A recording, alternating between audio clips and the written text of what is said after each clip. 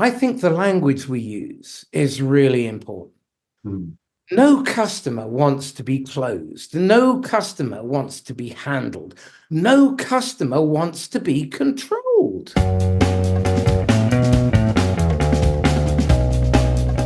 Welcome to the Full Funnel Freedom Podcast. If you are listening to this, you are likely leading a team responsible for generating revenue. Purpose of Full Funnel Freedom is to support people like yourself and keep your funnels consistently, reliably full. Welcome to the Full Funnel Freedom Podcast. I'm your host, Hamish Knox. Today, I am absolutely delighted to have my friend Marcus Cauchi as my guest on the podcast. Marcus believes we make a pig's ear of selling and leading by being selfish, by making it about us. Marcus believes selling is the most noble act we can perform in business, guiding other people to make good decisions well. That is our role, not to sell, not to handle, not to control or close. No one wants to be an organic ATM machine feeding some investor's valuation number. He is the co-author of the sellingcode.org. Visit it. He dares you to add it to your email signature. He is the co-author of Making Channel Sales Work, host of the Inquisitor podcast, which he has graciously invited me onto a couple of times, and he's the founder of Principled Selling. Marcus coaches clients to focus on what matters and stop doing what doesn't. Marcus teaches the dark matter of sales, that is the fabric of human relationships and decision-making. Marcus, welcome to Full Funnel Freedom. Thank you. It's almost like I wrote that myself. You just might have. So, Marcus, I've given the audience the high level, the 30,000-foot view of who you are and what you do. Take us down a level. Tell us the story of Marcus and how you got from where you were to where you are today. Okay. I'm 56, got 3 daughters. Youngest one just turned 18. So I've come to a point in my life where I'm hoping that some wisdom will set in. And I've become more reflective in my old age as my drive for empire has waned. And in all honesty, I don't think I was ever a great salesperson. I don't think I was ever a great business person. But what I do understand is human behavior. And my wife took me aside about 6 weeks ago and said, Marcus, you're only interested in learning. So let's just build everything around that. And the net result of being an obsessive learner is I have a brain that synthesizes stuff and joins dots and connects stuff. And I do that with my network. I do that with my thinking. I can go down many rabbit holes, and then all of a sudden I'll have an epiphany and pull all these things together. About 15 years ago, so not long after I joined Sandler, I really started to question the dogma of it all. I watched myself basically turn my parenting and my relationship into mostly a car crash. You know, the fact that Suzanne stuck by me is more a testament to her resilience and the fact that love is clearly blind than anything to do with my charm or wit.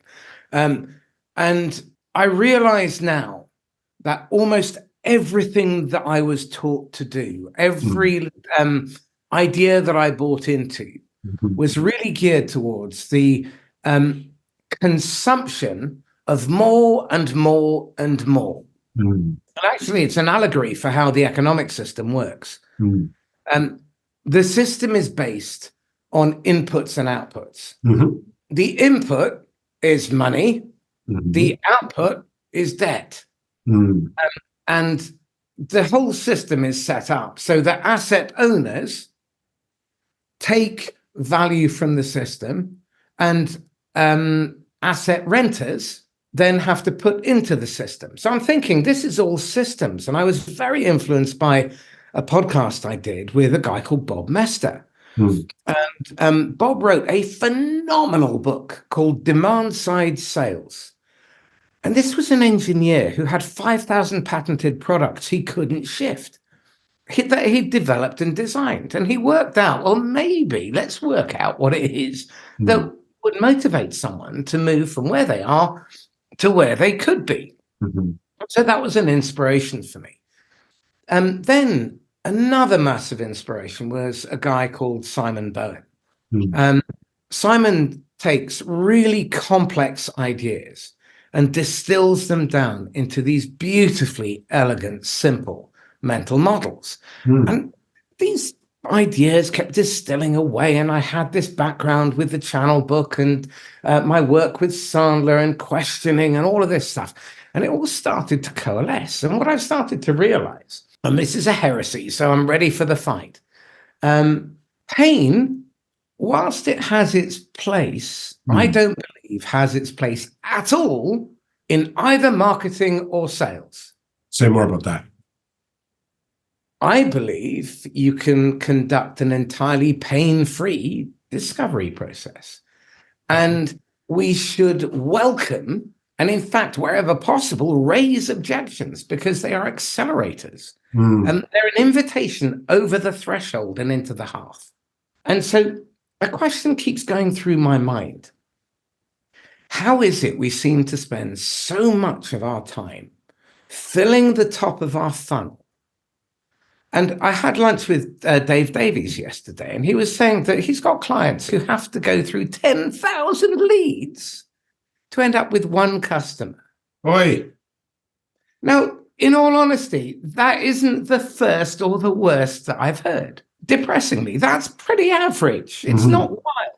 Because when you actually extrapolate most processes, and for any of you who are a sales leader or who are a founder who happens to have accidentally picked up the mantle of selling, you bought the job by accident.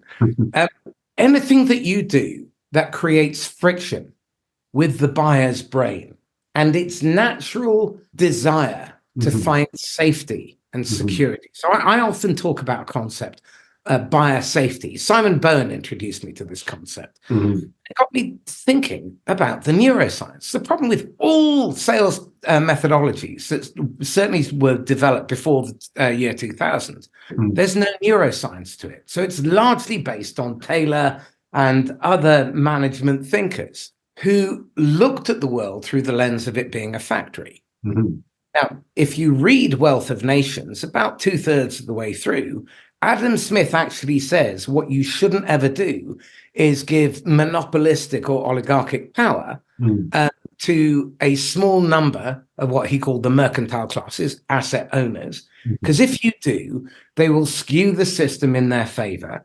And you see this with lobbying, you see this with what they investors insist companies measure, which is what drives the valuation number, not what makes a great business great. I mean, when we all start out our businesses, typically, we're doing that because we think, there's a much better way of doing it, and I am the man or woman to do this. And what's more, I know that everyone else is wrong because I've been on the sharp end of this shitty stick for a very long time. And I've seen what's wrong with it, and I get it. So there's a set of people who I am uniquely best placed to serve in helping them achieve their outcome. But the minute I take someone else's money, the job to be done moves from serving that job to serving the new job, which is meeting the quarterly valuation target. What has this got to do with creating full funnel freedom? Well, the money behind a business permeates the culture beneath it. Now, when the money has a stable of 40 or 50 or 100 companies in it, you're just a number on a spreadsheet and you're a financial instrument. The human beings who may or may not perform for a particular quarter or two are then an inconvenience for that valuation. They can be rubbed out because in the same way that with war, it used to be shell shock. Then it became, I can't remember what it was, but it was something sort of more toned down. I remember there's a wonderful George Carlin sketch about this. Battle fatigue. I know exactly what you're talking about. That's it. And then it's post-traumatic stress disorder. And now it's probably going to be a challenge. Yeah. And we weaken it. Well, I think the language we use is really important. No customer wants to be closed. No customer wants to be handled. No customer wants to be controlled. So this is why I say, I dare you go to thesellercode.org. and read through it. As a buyer, you are a buyer in some circumstances, so read through it as a buyer. Is that the kind of seller you would want to have show up and sell to you? Mm-hmm. Because what buyers, the one thing that matters most, and I just interviewed a very seasoned chief financial officer from one of my practice labs. So I bring live clients in so my clients can role play with them. So he's 45 years as a COO and a CFO of TWA, Charles Schwab, Standard & Poor's. Wow. Okay, so I mean, a serious heavy hitter and takes note. And what we did was we worked out what it was that it really matters to him. And it is this one thing. He wants to make the right decision and he wants to make it well. What he doesn't want is to make the wrong decision or to make the right decision badly. If it goes wrong, he doesn't want it to come back and bite him on the bottom. Okay, so he wants to know you have his back. That is the one thing he is looking for. He wants to feel safe that the decision he is making is the right one, done for the right reasons, and he is Teflon. Now, every decision maker wants that. Investors ask you only two questions. Will I get my money back and when? Okay, buyers, when they give you their time, are saying, if I invest my time, if I'm running $100 million P&L, my time is worth $50,000 an hour. I better show up bloody well prepared, really well practiced, not asking tedious, shitty, boring housekeeping questions that serve only me. So let me be clear. Anyone who uses BANT as a framework for discovery is committing a crime against their customers and their shareholders. Anyone who uses MEDDIC and or Sandler or any other framework as a weaponized form of self-discovery is doing themselves and the customer a disservice. And there is no getting around it. It's why I say this is a challenge. If you go to the seller code and you add that to your email with this line, I am proud to sell with the seller code, and then the link. If someone clicks that, all of a sudden, you are now putting yourself into a position where you hold yourself to account. This is the beauty about most of the things that we misunderstand about sales. Motivation is not something that should ever appear on a manager's job description as something that they can do to other people.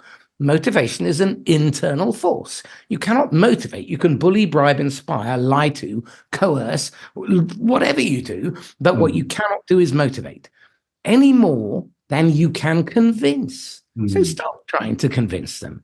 Because a lot of my clients are over on your side of the Atlantic, I do often have to ask the question, do you believe in evolution? And it doesn't matter whether you do or not. I just need to understand, open you up to the possibility that emotions drive behavior.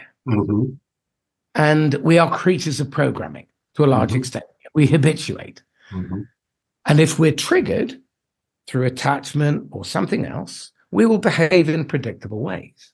Given that we've got, let's say, 250 million years of evolutionary hardwiring, that has worked to make Hamish Knox the second to last in the line of his entire historical generation, because you've got kids, haven't you?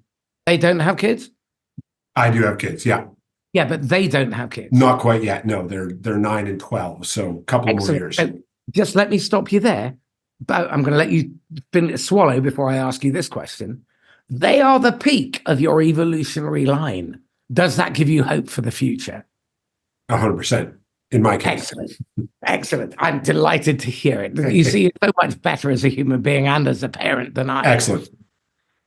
Now, my point being here, we've got this, and we can either choose to get in the way. And everything that we do, for example, when we put our buyer under pressure at the end of a month or quarter, because it serves our desire to get our boss off our case, Mhm. to get a couple of deals over the line so we can make the numbers look a little bit better on day 34 of a 29-day month.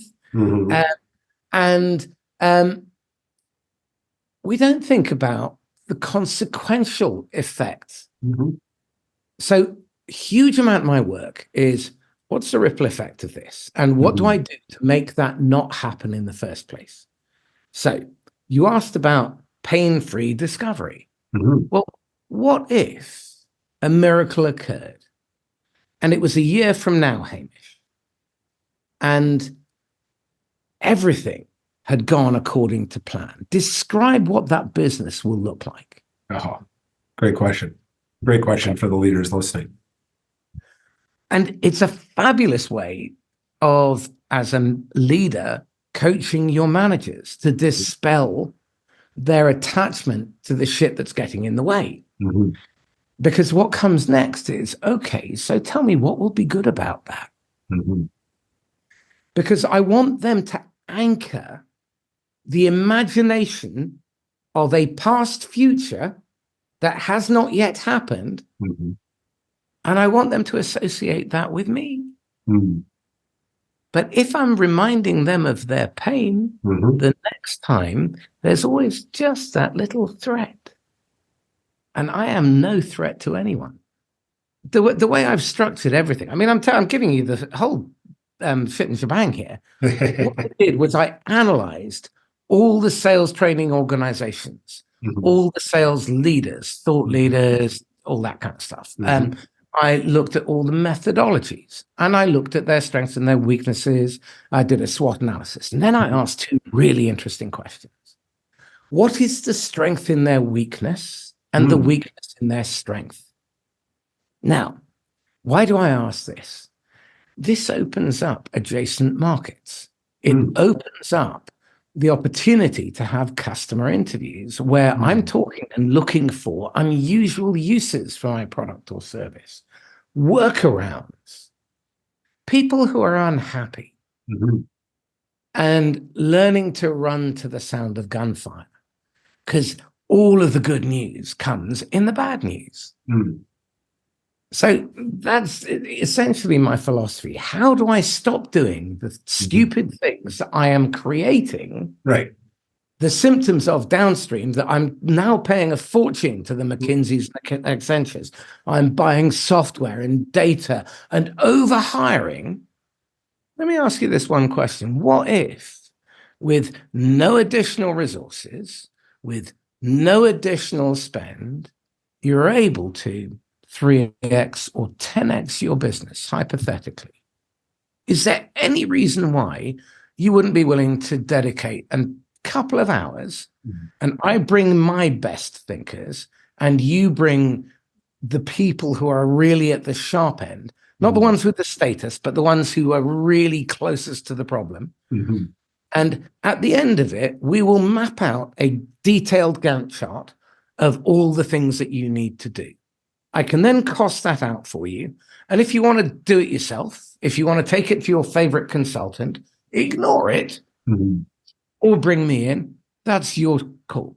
I'm Mhm. not going to charge you for it. However, at the end of it, what I would like is a clear decision as to where we stand and if we continue the conversation. And I will have no hard feelings. It will be literally no harm, no foul if you say no to me. Now, can you see any reason for us not to do that? It's a great way of positioning it without, again, you putting yourself in the way of the buyer. I like how talking about words. I'm a very big fan of words. We've talked about that on your podcast. And, for us, in North America, we have this whole city in Nevada that's built around payoffs. You might have heard of it. And it's, and so that's the positioning that I use with my buyers is, what would the payoff be?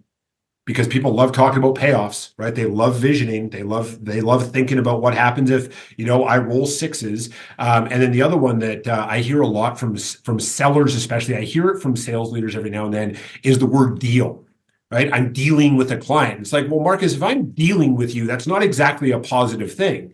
And how we talk and how we think, it manifests in our actions. So if I have to deal with you, both of us are probably not going to feel very good about that interaction. Fair? Fair. Well, this is the thing. I need an ally. Talking to the CFO was really instructive. I've had several conversations with him over the last couple of years.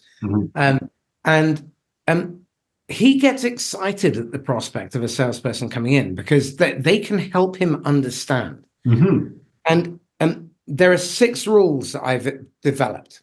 And your mouth should not open and no sound should come out unless these 6 rules are absolutely adhered to. Is what you are saying or asking timely, relevant, and valuable to your customer? Okay. Does it help them get clarity on the reality of their situation?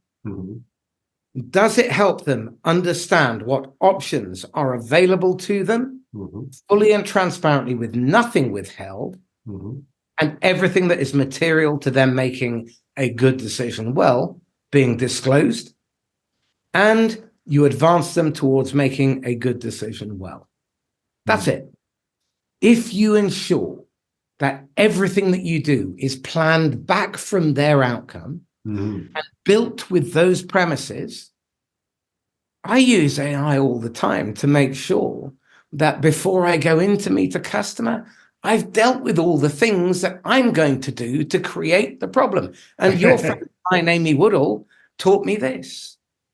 My buyer is often wrong, and when they are, it's usually my fault. When prospects object, why? Because we take them there.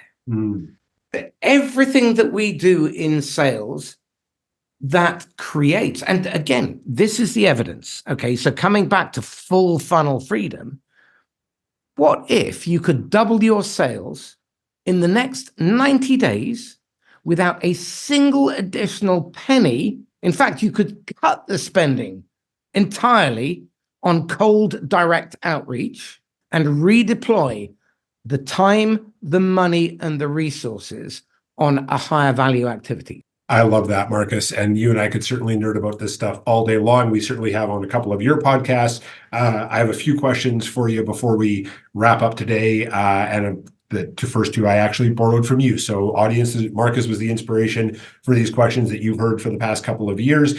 So first one, Marcus, you can go back, coach your younger self. Go back as far as you like. And you can say, hey, younger Marcus, you're in the future, you're going to have this great career. You're going to have this amazing family. You're also going to have a lot of scar tissue and bumps and bruises. What would you coach younger Marcus to say or do differently to get to the same spot, but with fewer bumps and bruises and a little less scar tissue? The first thing I would do is, I'd say, focus on self-awareness and self-compassion, because self-awareness is not just understanding how you feel. It's understanding how you show up and what you projecting out and how it's getting reflected back. And develop consequential critical thinking. Critical thinking without consequence becomes inhumane. And you see that at the moment where people become just a number on a balance sheet. Net result of that is you've seen 300,000 layoffs in the SaaS market alone last year. And this year is going to be the bloodbath. And it's going to affect other jobs as well. And it's not because the investors, the asset owners, don't have money. They are richer than they ever have been. They are choosing. I mean, the question I have to ask, does Apple really need to grow beyond $1 trillion? If so, why? Other than to serve the beast. Okay. So we then have to start asking ourselves, well, what really matters most? And this is the key. It's the intrinsic motivators. It's not the extrinsic. When I was actually 22, my first sales job, my trainer, Nick Nicholson, well-intentioned, but really the worst advice he could possibly have given someone with an obsessive, addictive personality. And it was this: always stay hungry, spend more than you earn. And I look back at that idiot that I was, And I believed that shit. And I ended up on a road to success towards self-destruction. Mm. And a lot of the people that I work with now, my history, their future. I'm the object lesson. Okay. And what I've learned is it's not about the techniques. It's not about the tactics. Mm. It's about the dark matter that brings all this stuff together that makes you a decent human being. Right. I listened to Carl Sagan recently, a recording of him, and he was being challenged about his atheism. And he came back with something that is just truly brilliant. And I think if we apply the same principle in sales or leadership, it's the reverse of Pascal's wager.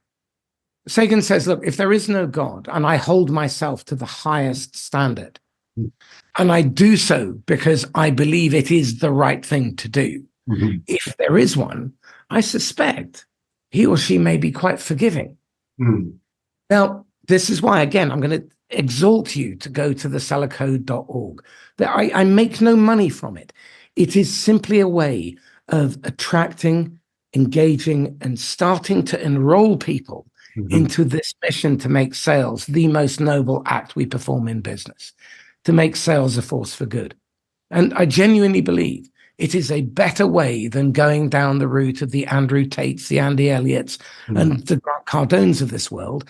I think what we should be doing is really fixating on making the world a better place, enlisting diverse groups of people against the problem in order to elevate everybody. That's what is humanity's superpower. My model is really simple. Cooperate and communicate so that we co-develop an understanding of the problem, co-develop a solution, choreograph who does what, when, to what standard and why, okay? And then elevate everybody.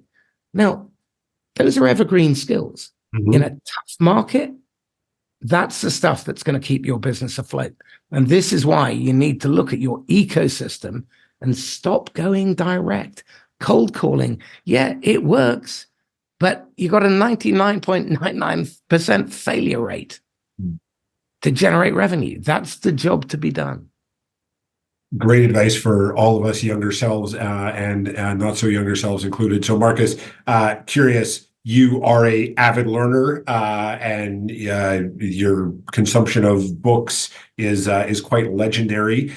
So what have you read, watched, listened to either recently or in the past that you would recommend the audience of sales leaders check out to further their own development? There's several. There are a couple that I would absolutely recommend now. Okay. You are a young leader or you are someone in a difficult role and you're going to have to make awful, difficult decisions because of the context in which you operate. Giving Voice to Values by Mary Gentile, spelt Gentile. She'll be coming on my podcast soon. Trust-Based Selling is the best book on sales that has ever been written by Charles H. Green. He was the guy who co-authored The Trusted Advisor and co-created the trust equation. I would also read The Innovator's Method. I think that's by a guy called James Nuff or something like that. And you need to start thinking in that way in terms of taking short risks, small risks in short sprints, experimenting all the time, running to the sound of gunfire, looking for the bad news, because that's where the money is. It's where your competition isn't. Okay. And you want to go into uncontested markets. And I'll give you a great example of this. Last week, I had 3 of my clients phone me up and tell me the thing they love about working with me most is the sense of personal satisfaction that they get from doing an amazing job well. Very cool. But they're closing at 600 to 900% ahead of anyone else in their industry. Wow. One guy closed the largest deal in the company's 5-year history in the UK by slowing the sale down, downselling them, avoiding any pressure to bring them forward. Because if you put them under pressure, you actually trigger contempt and disgust in a part of the brain, the insula. And we put that into playbooks. It's madness. Anyway, you know, don't do any of that stuff. It really is as simple as that. If you don't do any of that, Mhm. You ally yourself to their brain. Mhm. And it just looks to you as an oasis of calm. Think Mhm. about it. This is my 8th recession the UK has just entered Mhm. last couple of weeks. Mhm. Okay, 8th time. And the last 7, I'll tell you what happened. People operated out of scarcity and fear and behaved really bad. Don't do that, and you will differentiate. I love it. For people to do that, and they will differentiate. That is a great closing bit of wisdom to wrap us up today, Marcus. I absolutely love visiting with you offline and online. So thank you very much for being a guest on Full Funnel Freedom. Thank you. Sales leaders, I really enjoyed listening to Marcus share his philosophies on helping our sellers differentiate on how they sell, not what they sell, and not becoming that negative thing in the back of their buyer's mind when they think about their problem. They think, oh yeah, and that salesperson I saw, they were the source of that, or they made me feel not okay. So few things that I took away from Marcus's insights and ideas today. Number one is be conversational. Coach your sellers to seek genuine conversations, not pushing towards an end goal. Because from my experience, the minute that our buyer feels like we're trying to shove them, or our sellers are trying to shove them in a certain direction, they are going to start to resist. Tension will start to rise in the relationship. Our seller's credibility will go down, and then ultimately we might get the sale, probably a lot longer. It's going to take a lot longer than we and they hope for, and we don't necessarily have a great rapport with our buyer. I really like Marcus's 6 points on whether or not a seller should be speaking in a conversation. I'd encourage you to go back and listen to those 6 points that he put out there, because ultimately we know that our sellers need to be talking a lot less than they actually do. And when we go out and field support visits, or we're listening to calls, or whatever that might be, is we find that they are doing the majority of the talking, and our buyer, or their buyer, is doing the majority of the listening, which basically means that our seller is guilty of free consulting. I'm merely curious to hear about your big takeaways in the comments on our social media. Until we connect on the next episode, go create Full Funnel Freedom. Thanks for listening to today's episode of the Full Funnel Freedom podcast. You can continue to support us by leaving us a review and a rating, sharing this episode with a couple of sales leaders in your network who you care about. I'd love to connect with you. I'm easy to find, Hamish Knox on LinkedIn. Also, if you'd like a free 15-minute call with me, go to www.hamish.sandler.com/how-to-sandler. Until we connect on the next episode, go create Full Funnel Freedom.